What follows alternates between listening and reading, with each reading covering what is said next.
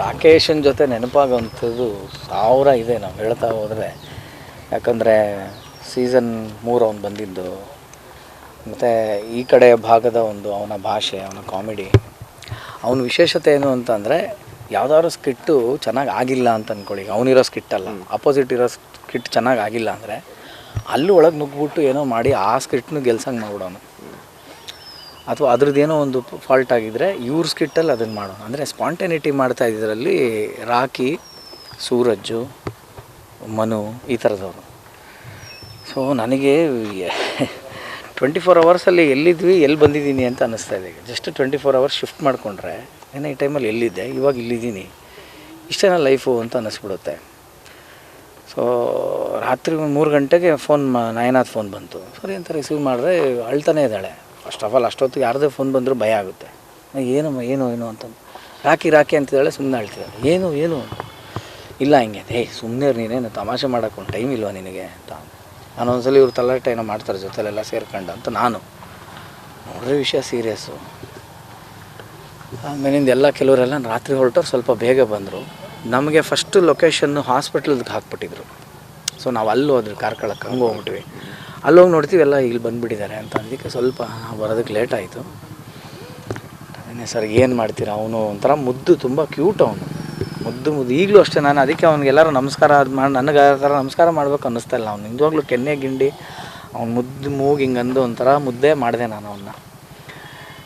ಹಂಗಾಗಿ ಸಾಕಷ್ಟು ನೆನಪುಗಳು ಸರ್, ಏನೂ ಹೇಳೋಕ್ಕಾಗಲ್ಲ. ನಮ್ಮ ಸಿನಿಮಾ ಕೂಡ ಮಾಡ್ದ ಪಾಪ. ಮತ್ತು ಅವ್ರದ್ದೆಲ್ಲ ಒಂದು ಬ್ಯಾಚ್ ಇದೆ, ಅವ್ರದ್ದೊಂದು ಕೋಆರ್ಡಿನೇಷನ್ ಚೆನ್ನಾಗಿರುತ್ತೆ ಅವ್ರಿಗೆ. ಹೀಗಾಗಿ ಅವ್ರನ್ನೆಲ್ಲ ಇಟ್ಕೊಂಡು ನಾವು ಒಂದು ಸೀನ್ಸ್ ಎಲ್ಲ ಮಾಡಿದ್ವಿ ಸಿನಿಮಾದಲ್ಲಿ. ವೆರಿ ಟ್ಯಾಲೆಂಟೆಡ್, ಒಂದು ತುಂಬ ಅತ್ಯಂತ ಪ್ರತಿಭಾನ್ವಿತ ಒಬ್ಬ ಕಲಾವಿದನ ಇವತ್ತು ಕನ್ನಡ ಚಿತ್ರರಂಗ ಕಳ್ಕೊಂಡಿದೆ. ಕರಾವಳಿಯವರು ಬೆಂಗಳೂರು ಕಾಮಿಡಿಗೆ ಸೆಟ್ ಆಗ್ತಿದ್ರಾ ಹೇಗೆ, ರಾಕೇಶ್ ಹೇಗೆ? ಖಂಡಿತ ಆ ಥರದ್ದೆಲ್ಲ ಏನೂ ಇಲ್ಲ ಅವನಿಗೆ ಪಾಪ. ಅದನ್ನೇ ಹೇಳ್ತೀನಲ್ಲ, ಕರಾವಳಿ ರಾಕಿ ಅಂತಲ್ಲ, ಎಲ್ಲ ಪ್ರವೀಣ, ಅನೀಶಾ, ನಮ್ಮ ಪ್ಯಾಕು ಎಲ್ಲರೂ ಅಷ್ಟೇ. ಆಮೇಲೆ ನಾನು ಬೇರೆ ಆ್ಯಂಕರಾಗಿ ಕರೆಯೋವಾಗ ಅವ್ರ ಊರ ಹೆಸರಿಟ್ಟು ಬೇರೆ ಕಳೀತಾ ಇರ್ತೀನಿ. ಬೆಳ್ತಂಗಡಿ ಹಿತೇಶ್ ಹಿಂಗೆಲ್ಲ ಕರೀತಾ ಇರ್ತೀನಲ್ಲ, ಅದೆಲ್ಲ ನನಗೆ ಸ್ಟ್ರೈಕ್ ಆಗ್ತಾ ಇರುತ್ತೆ ತಲೆಯಲ್ಲಿ. ಸೊ ಅವನು ಇಲ್ಲ ಅಂತ ಅಂದ್ಕೊಳ್ಳೋದೇ ಅರಗಿಸ್ಕೊಳಕ್ಕಾಗದೇ ಇರೋವಂಥ ಒಂದು ವಿಷಯ ಸರ್. ಅಂದರೆ ನಾವು ಎಷ್ಟೋ ಇಂಟರ್ವ್ಯೂ ಕೊಡ್ತೀವಿ, ಬೈಟ್ಸ್ ಕೊಡ್ತೀವಿ, ಈ ಥರದ್ದು ಭಾರಿ ಹಿಂಸೆ ನಮಗೆ. ಈ ಥರದ್ದು ಮಾತಾಡೋಕ್ಕೂ ಬಾಯಿ ಬರೋಲ್ಲ ನಮಗೆ. ಇಂಥದ್ದು ಬೇಡಪ್ಪ ದೇವರೇ ಈ ದಿನಗಳು ಅನ್ನೋ ಥರ ಯಾವಾಗಲೂ ಕೇಳ್ಕೊತ. ಚೆನ್ನಾಗಿ ಮಾಡ್ತಾಯಿದ್ದೀವಿ. ಅದು ಭಾಳ ಚೆನ್ನಾಗಿ ಮಾಡೋನು ಅವನು. ಅದನ್ನೇ ಹೇಳ್ತೀವಲ್ಲ, ಅದು ಇಂಪ್ರೊವೈಸೇಷನ್ನ ಯಾರಿಗೂ ಹರ್ಟ್ ಆಗದಿರಂಗೆ ಮಾಡೋನು ಅವನು. ಈಗ ಏನೋ ಒಂದು ಅನುಕರಣೆ ಮಾಡಿದಾಗ ಅವ್ರಿಗೆ ಹರ್ಟ್ ಆಗೋ ಥರ ಅಲ್ಲ ಅದು. ಅದು ಎಷ್ಟು ಚೆನ್ನಾಗಿ ಮಾಡೋನು ಅಂದರೆ ಅವರೇ ಎದ್ದು ಬಂದು ಮತ್ತವನ್ನ ತಬ್ಕೊಂಡು ಅಂತ ಅಂದ್ಬಿಟ್ಟು ಅವನ್ನ ಇದು ಮಾಡೋರು. ಒಟ್ಟು ಅವ್ನು ಹೇಳ್ಬೇಕಂದ್ರೆ ಅವ್ನು ಈಸ್ ವೆರಿ ಕ್ಯೂಟ್. ಅವನೊಂಥರ ಟೆಡಿಬೇರ್ ಥರ, ಎಲ್ಲರೂ ಅವ್ನು ಎತ್ಕೊಂಡು ತಬ್ಕೊಂಡು ಆ ಥರದಿದ್ದಂಥ ಲವಲವಿಕೆ ಹುಡುಗ. ಅದೇ ಹೇಳ್ತೀನಿ, 24 ಅವರ್ಸಲ್ಲಿ ನೆನ್ನೆ ಇಷ್ಟು ನಾವೇನೇನೋ ಖುಷಿಯಾಗಿ ಹಿಂಗೆ ಎಲ್ಲೆಲ್ಲೋ ಇದ್ವಿ, ಈ ಥರ ಇವತ್ತು ಇಲ್ಲಿ ಸೇರೋ ಥರ ಆಗಿದೆ. ನಮ್ಮ ಎಲ್ಲ ಕಂಟೆಸ್ಟೆಂಟ್ಸು ಎಲ್ಲರನ್ನೂ ನೋಡಿದಾಗ ಆ ಮುಖ, ಆ ಕಣ್ಣೀರು ಅದೆಲ್ಲ ನೋಡಿದಾಗ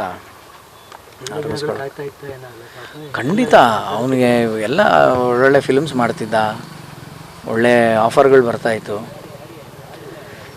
ಏನೋ ಸರ್ ಅಷ್ಟೇ ಪಡ್ಕೊಂಬಂದಿದ್ದೆ ಅಷ್ಟೇ ಏನೋ ಅಂತ ಅನ್ಸ್ಬಿಡುತ್ತೆ ಅನ್ಸರಿ. ತಂಗಿ ಮದುವೆ ಮಾಡಿಸೋ ಕನಸಾಗಿ ಉಳಿತು ಅಂತ ಎಲ್ಲರೂ ಮಾತಾಡ್ತಿದ್ರು. ಹೌದು, ಅದೇ ಇವಾಗ ಒಂದು ದೊಡ್ಡ ಟಾರ್ಗೆಟ್ ಆಗಿ ಎಲ್ಲರೂ ಅದೇ ಮಾತಾಡ್ತಾ ಇದ್ದೀವಿ.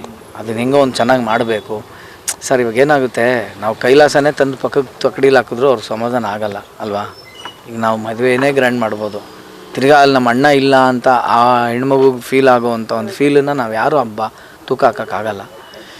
ಯಥಾಶಕ್ತಿ ಹೆಂಗಾಗುತ್ತೋ ಅಟ್ಲೀಸ್ಟ್ ಅವನ ಖುಷಿಗೆ ಅಲ್ಲಿಂದ ಹರಿಸ್ಲಿ ಅಂತಕ್ಕಂಥದ್ದು.